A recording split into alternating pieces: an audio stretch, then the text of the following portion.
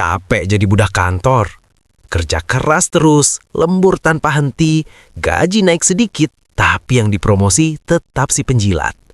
Kalau kamu merasa seperti ini, jangan geser dulu, karena video ini akan menunjukkan cara menentang tanpa dipecat. Tapi sebelum kita sampai ke caranya, kita harus pahami dulu kenapa kamu selalu capek. Bayangkan Rudy, pegawai teladan, selalu berkata iya pada semua permintaan atasan. Ia lembur tanpa kompensasi, pekerjaan menumpuk, tapi yang naik pangkat tetap si penjilat. Rudy frustrasi, capek, dan hampir menyerah. Suatu hari, ia memutuskan untuk mengambil langkah berbeda. Ia mulai menolak tugas yang overload, tapi tetap profesional. Ia menyuarakan pendapatnya dengan jelas, berdiskusi tanpa marah. Dan tiba-tiba, sesuatu mulai berubah. Tapi apa itu? Kita akan lihat sebentar lagi. Hasilnya, hidupnya berubah.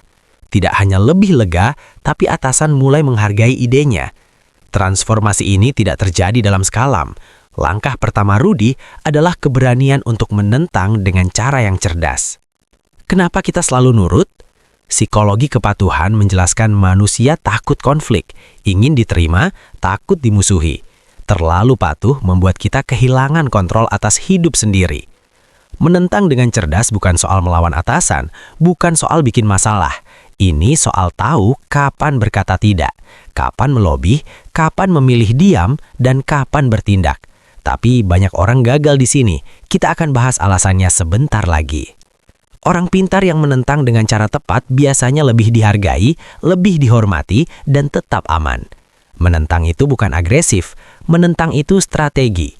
Langkah pertama adalah mengenali batas dirimu. Sekarang bayangkan Lani, rekan kerja yang selalu ditekan lembur. Ia mulai berkata cukup dengan sopan. Awalnya takut, tapi lihat apa yang terjadi setelah 1 bulan. Atasan mulai menghargai pendapatnya. Workload berkurang dan dia merasa lebih bebas.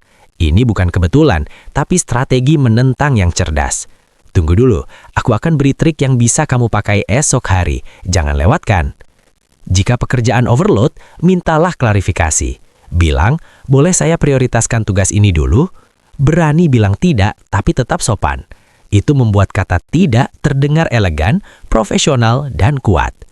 Kamu akan lihat di menit berikutnya bagaimana satu kata tidak bisa mengubah posisi kamu di kantor. Fokus pada kontrol diri. Jangan buang energi untuk validasi orang lain. Fokus pada apa yang bisa kamu kendalikan. Gunakan humor atau diplomasi. Menolak bisa ringan, tetap tegas, tanpa drama. Bangun aliansi dengan teman kerja. Mereka bisa jadi support system, bukan saingan. Setiap langkah kecil punya efek besar. Menentang bukan soal drama, tapi soal hidup lebih seimbang. Setiap tidak yang kamu ucapkan dengan strategi, setiap batas yang kamu tetapkan adalah kemenangan kecil untuk dirimu sendiri.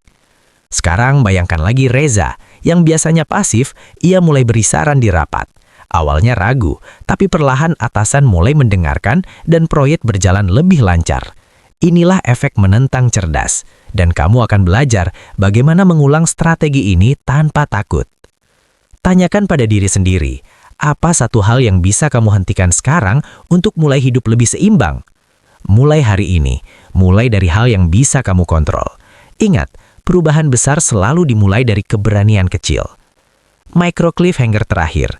Apa yang membedakan orang yang tetap dihargai di kantor dengan yang selalu tertekan? Jawabannya ada di strategi menentang yang cerdas.